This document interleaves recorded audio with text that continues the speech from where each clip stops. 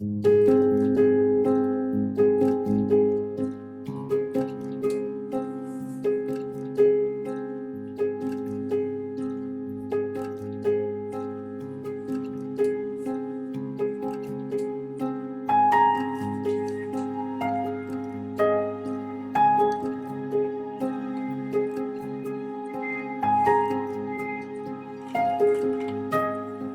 art of marriage.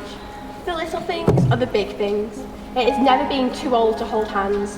It is remembering to say I love you at least once a day. It is never going to sleep angry.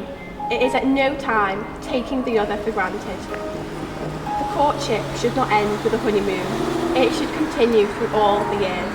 It is having a mutual sense of values and common objectives. It is standing together facing the world. It is forming a circle of love that gathers in the whole family. It is doing things for each other, not in the attitude of duty or sacrifice, but in the spirit of joy. It is speaking words of appreciation and demonstrating gratitude in thoughtful ways. It is not expecting the husband to wear a halo or the wife wings of an angel. It is not looking for perfection in each other.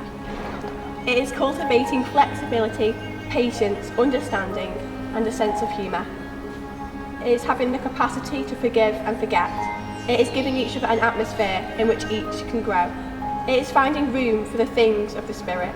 It is a common search for the good and the beautiful. It is establishing a relationship in which the independence is equal, dependence is mutual, and the obligation is reciprocal. It is not only marrying the right partner, it is being the right partner.